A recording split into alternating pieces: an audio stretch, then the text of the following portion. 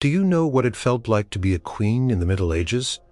Do you think it was all crowns, gowns, and grand feasts? What if your royal castle became a prison of stone and fear surrounded by an enemy army? What if starvation gnawed at your stomach and the roar of siege engines shattered your peace? From the 11th to the 14th century, medieval queens faced challenges that would test the strongest of wills. Number 7. The desperate escape from Oxford, 1142. Empress Matilda, a woman born to rule, had seen a lifetime of struggle. Her father, King Henry I of England, had named her his heir, an unheard-of move in a world where men always wore the crown. But when Henry died, his nephew, Stephen of Blois, swooped in and seized the throne. This sparked a brutal, drawn-out civil war known as the Anarchy. Tearing England apart, Matilda, though, was no shrinking violet. She fought fiercely for her birthright. Raising armies and gathering supporters, by 1141 she had even captured Stephen for a brief, glorious moment. But then London turned against her, and a complex swap saw Stephen freed. The war raged on. In late 1142, Matilda found herself. She was holding court in Oxford Castle, a formidable stone fortress overlooking the River Thames. Castle was a royal stronghold, strong and seemingly impregnable. But King Stephen, relentless and determined, marched his forces to Oxford. He encircled the castle, a massive army spreading out around its walls, cutting off all supplies and hope of relief. It was a classic medieval siege. Stephen knew Matilda was inside, and he intended to capture her and crush her claim to the throne once and for all. Days turned into weeks, and weeks into months. The siege began in September, and as the autumn winds grew colder, the situation inside Oxford Castle grew increasingly dire. Food supplies dwindled. The garrison, along with Matilda and her loyal household, faced the slow agony of starvation. Fires within the castle became harder to maintain as firewood ran out, and the biting cold of winter began to creep into the stone chambers. The outside world was a blur of enemy banners, and the constant threat of attack. Stephen's men built earthworks and siege towers, tightening their grip on the castle. They launched projectiles, though the strong walls of Oxford Castle mostly held firm. The true weapon Stephen wielded was hunger in the freezing winter. By December, the situation was beyond desperate. Cold was unbearable, and the hunger had weakened everyone. The very air inside the castle must have tasted of despair. Matilda knew she could not hold out much longer. Surrender meant certain imprisonment, perhaps even death, and the end of her quest for the crown. She needed a miracle, and she planned one bitterly cold night, with the ground covered in deep snow and the River Thames frozen solid. Empress Matilda put her daring plan into action. Dressed in white, to blend in with the snowy landscape, she was lowered from a castle window. Some accounts suggest she wore a thick cloak of fur, while others claim she wore only white linen over her armor, perhaps to move more silently. Accompanied by just 3 or 4 loyal knights, also clad in white, she slipped past Stephen's unsuspecting guards. The silence of the winter night must have been absolute, broken only by the crunch of their footsteps on the frozen snow. They crossed the frozen Thames on foot, a chilling and treacherous journey. The river was an escape route, but also a deadly obstacle. They moved with desperate speed, the frigid air biting at their faces. The escape was a harrowing journey through the snow and ice, a testament to Matilda's incredible resolve. She walked for miles through the brutal winter night until she reached the safety of Wallingford Castle, a loyal stronghold held by her half-brother Robert, Earl of Gloucester. Matilda's escape from Oxford Castle was one of the most dramatic and celebrated moments of the anarchy. It saved her life and allowed her to continue the fight for her right to rule. Though Oxford Castle fell to Stephen the very next day, the Empress had slipped through his grasp, proving that even in the face of utter devastation, a queen could find a way to survive. The siege was a personal nightmare of hunger and cold, but Matilda emerged from it, bruised but unbroken. Number 6. The The Tower of London under siege, 1263. Eleanor of Provence was Queen of England, wife to King Henry III. She was a woman of culture and refinement, bringing a touch of southern French elegance to the English court. However, her foreign origins and her fondness for bringing her relatives to England to hold positions of power made her deeply unpopular with the English barons and common people. Her husband, King Henry III, was also seen as weak and too easily swayed by his wife and her French connections.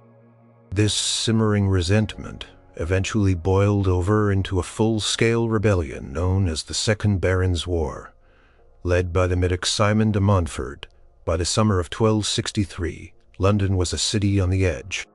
Popular mood had soured dramatically against the king and queen. The Barons' War was intensifying, and London, a vibrant but often volatile city, was fiercely pro-Montfort. The city's gates were often controlled by those loyal to Montfort, and the populace frequently expressed their displeasure with the royal family through loud protests and even violence. In July 1263, Queen Eleanor found herself caught in a horrifying demonstration of this popular fury. She was staying at the Tower of London, a formidable royal fortress on the River Thames, often used as a royal residence and a safe haven in times of unrest. It was a place of immense power and security with its thick stone walls and strategic location. However, on this particular day, the tower could not protect her from the wrath of the Londoners. Eleanor decided to travel by river from the Tower to Westminster, where she intended to join her son, Prince Edward. This short journey, usually a simple matter, became a nightmare, as her royal barge, complete with her personal retinue, set off from the Tower's dock. A massive, angry crowd of Londoners gathered along the banks of the Thames. The air was thick with their shouts and jeers, a cacophony of insults directed at the Queen. As the barge progressed, the crowd's anger escalated. They began to hurl not just verbal abuse, but anything they could find: mud, stones, rotten eggs, and refuse. The projectiles rained down on the royal barge, splattering the Queen and her ladies-in-waiting. It was a direct, terrifying assault by the very people she was meant to rule. This was not a traditional military siege with siege engines and organized armies, but it was a vicious and devastating siege by a furious populace. Eleanor was trapped on the river, surrounded by hostile fury. Unable to escape the barrage, the situation became incredibly dangerous. Queen's personal guard aboard the barge tried to fend off the attackers, but they were vastly outnumbered and in a vulnerable position on the water. The intent of the mob was clear: to humiliate and terrorize the Queen, possibly even to harm her. Contemporary chroniclers like Matthew Paris described the scene with horror, noting the sheer audacity and violence of the Londoners. Eleanor, despite her usual aristocratic composure, was terrified. The danger was so immediate and overwhelming that she had no choice but to turn back.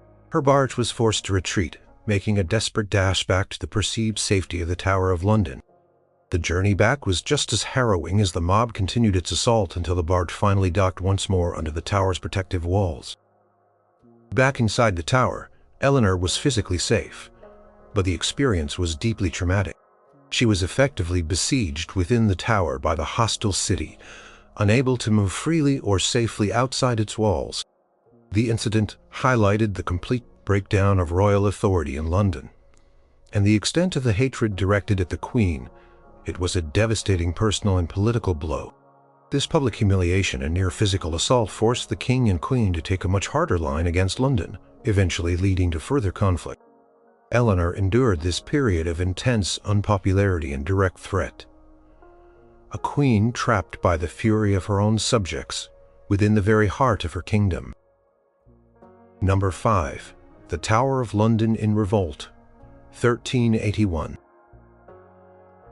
Anne of Bohemia arrived in England as a young, radiant queen, marrying King Richard II in 1382. But before she even properly settled into her role, she was plunged into one of the most terrifying periods of English history, the Peasants' Revolt of 1381. Anne was still a very young queen, possibly only around 14 or 15 years old, When the storm broke, the Peasants' Revolt was not a traditional war between nobles, but a massive uprising of common people, peasants, artisans, and disillusioned soldiers who were fed up with heavy taxes, oppressive laws, and perceived corruption among the king's advisors. Led by figures like Wat Tyler and John Ball, the rebels marched on London in the summer of 1381, demanding an end to serfdom and justice for their grievances. King Richard II, also a young man of only 14, along with his mother Joan of Kent and Queen Anne, found themselves trapped in the formidable Tower of London. Tower, a symbol of royal power, was supposed to be impregnable, a safe haven from any threat. But this was no ordinary threat. Tens of thousands of enraged commoners surrounded the tower walls, a sea of angry faces and makeshift weapons. They clamored for entry, their shouts and threats echoing off the stone walls. The situation inside the tower was chaotic and terrifying. The royal family and their court were effectively under siege, not by an organized army, but by a furious, overwhelming mob. The rebels managed to breach the city gates of London, and then astonishingly they entered the tower itself. The royal guards, perhaps demoralized or simply overwhelmed by the sheer numbers, offered little resistance. The rebels streamed into the inner wards, sacking the apartments of some officials and dragging out hated figures. Queen Anne, at such a tender age, must have witnessed firsthand the terror of the mob. She saw the rage of the common people directed at the very heart of the monarchy, while King Richard bravely rode out to meet the rebels at Mile End and then Smithfield, promising reforms and facing down the dangerous Wat Tyler. Anne remained within the tower. Her personal experience was one of utter helplessness and fear.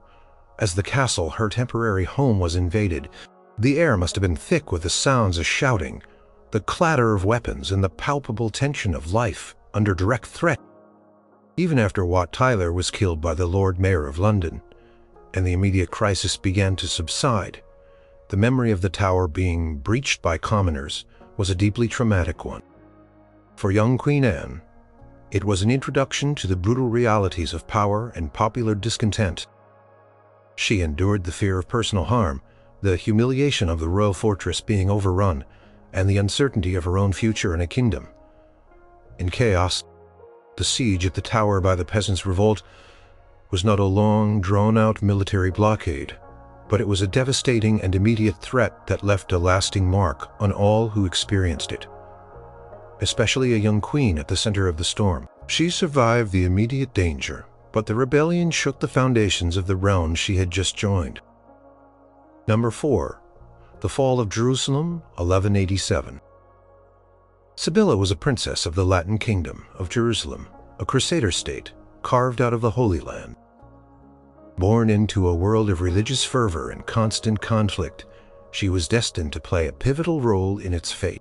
After the death of her young son Baldwin V, she became Queen of Jerusalem in her own right, sharing the crown with her husband, Guy of Lusignan. Their reign, however, was tragically short and catastrophic for the Christian kingdom. In 1187, the great Muslim leader Saladin launched a massive campaign against the Crusader states. On July 4, 1187, Saladin's forces annihilated the Crusader army at the Battle of Hattin, a crushing defeat that saw King Guy and many of the kingdom's most important knights captured or killed. This left Jerusalem itself, the holy city, almost undefended.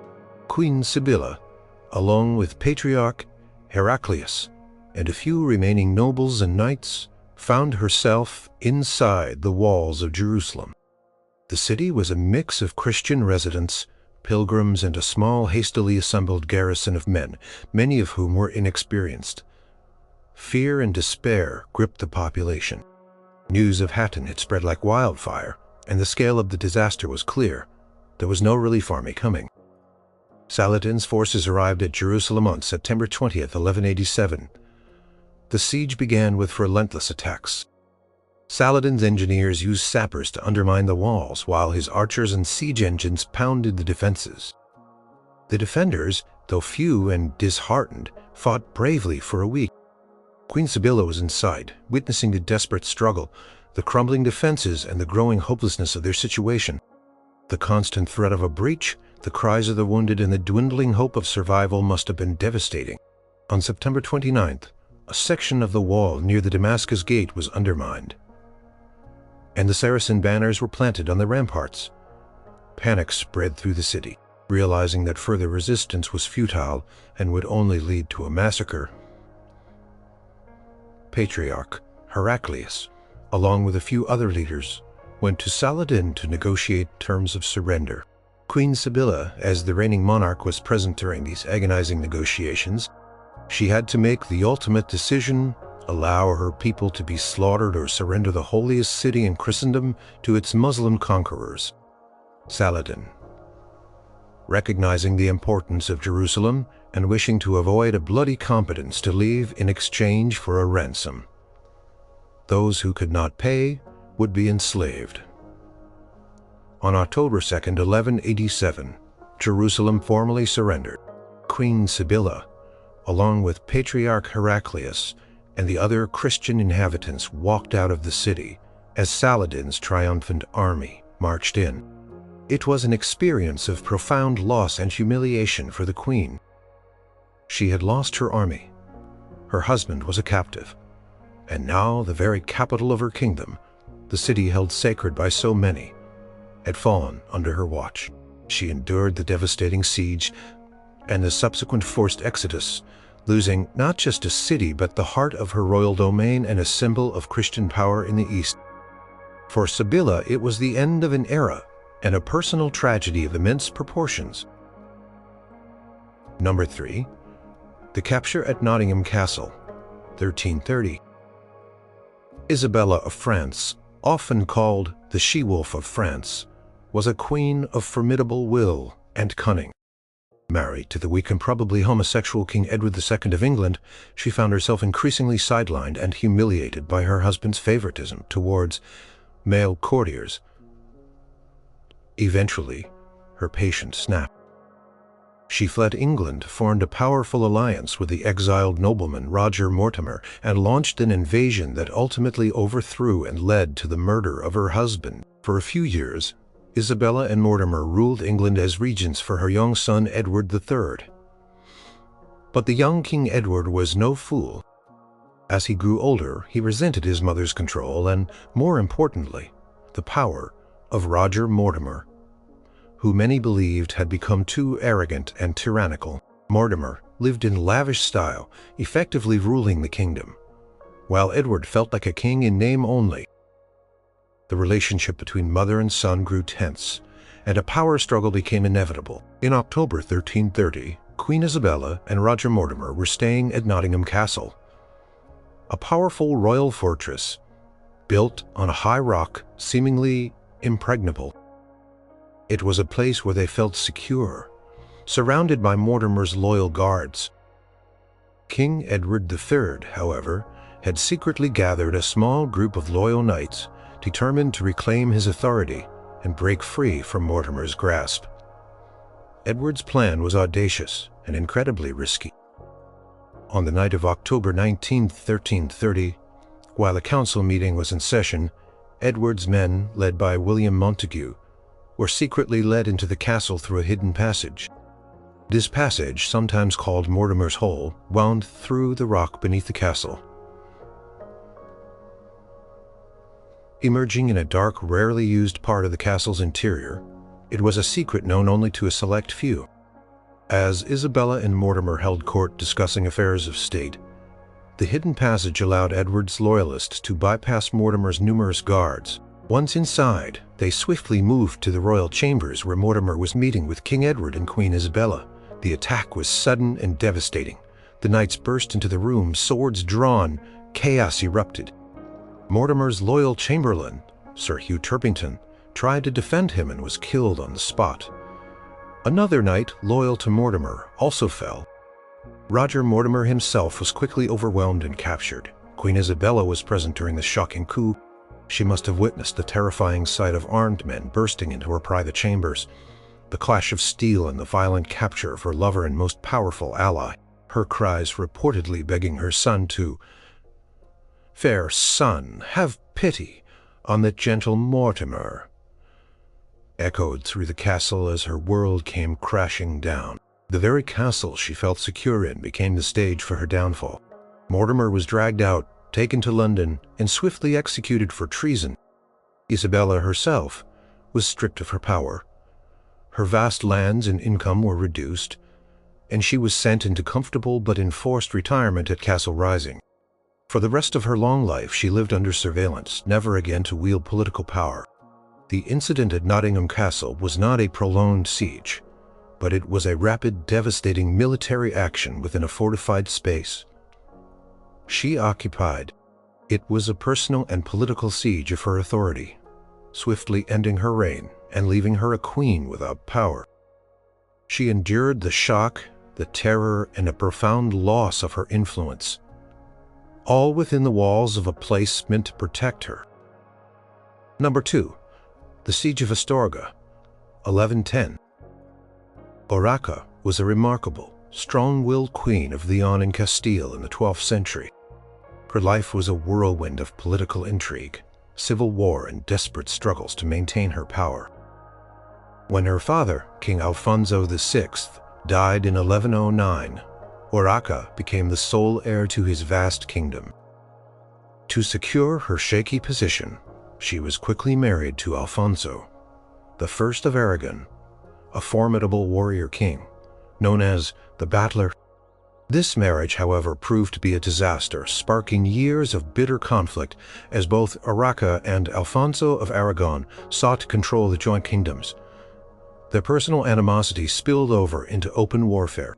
Urraca fought fiercely to defend her rights and the independence of her kingdoms from her ambitious husband.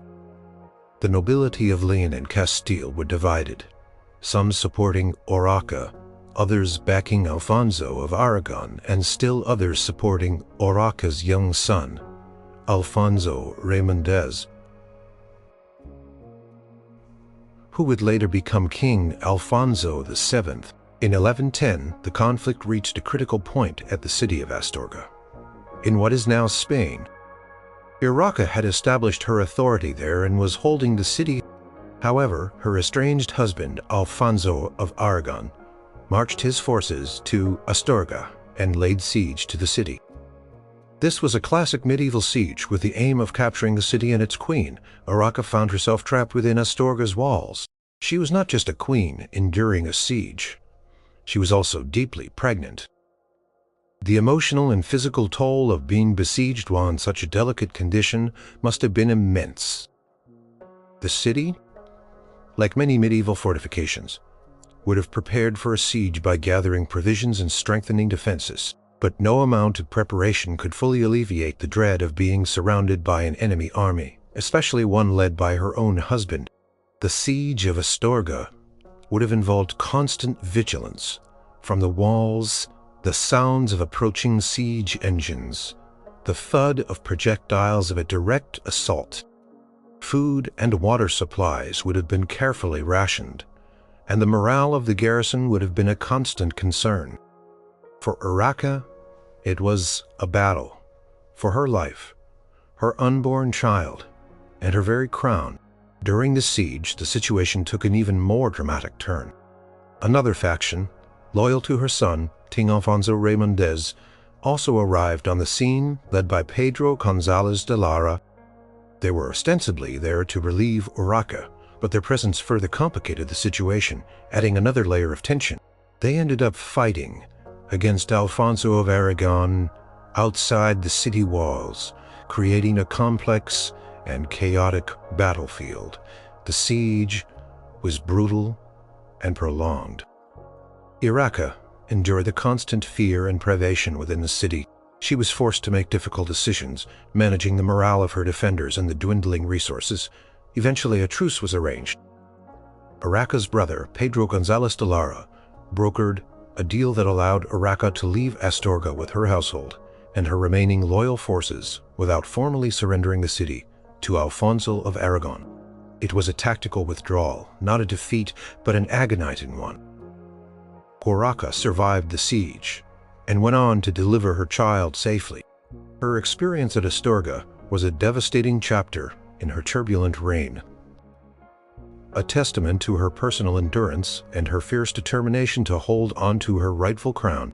The Siege of Atoga was a direct confrontation of her enemies, and she faced it head-on, even in a state of advanced pregnancy, enduring its hardships and ultimately securing a precarious peace. Number 1. The devastation of Castell, 1381.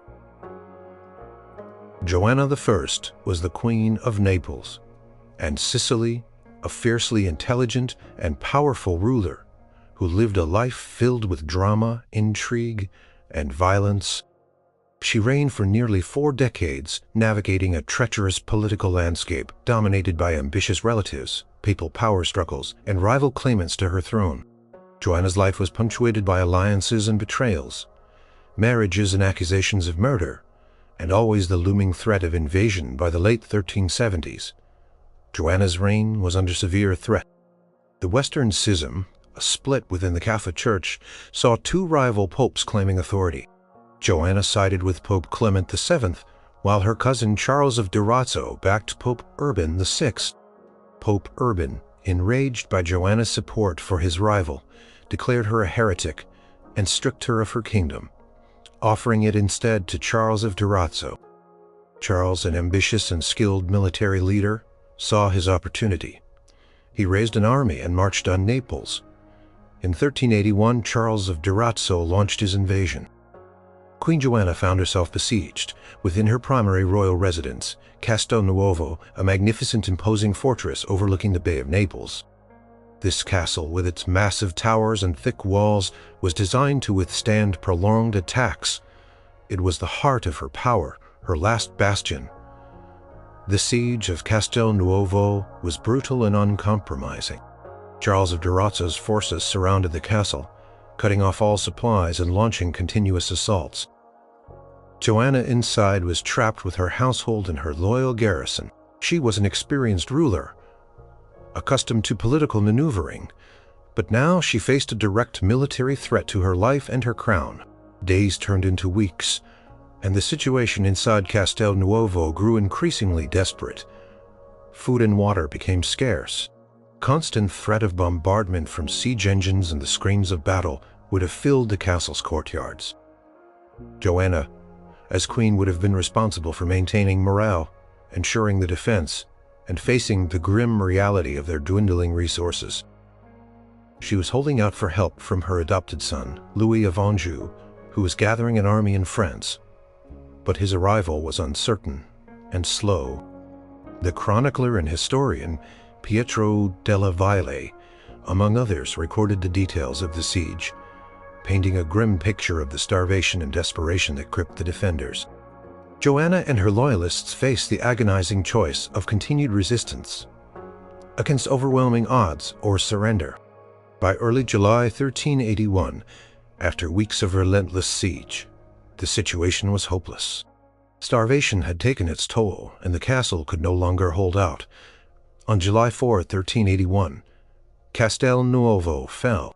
Charles of Durazzo's forces breached the defenses, and Queen Joanna was captured. The fall of Castell Novo and Joanna's capture marked the devastating end of her long and tumultuous reign. She was imprisoned first in the castle where she had so bravely endured the siege, and then moved to a more isolated fortress.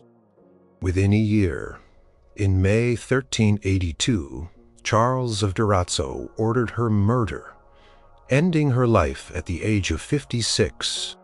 The siege of Castell Novo was the final devastating act of a queen's struggle to retain her throne, a period of immense personal hardship and ultimate defeat that cost her not only her kingdom, but her life.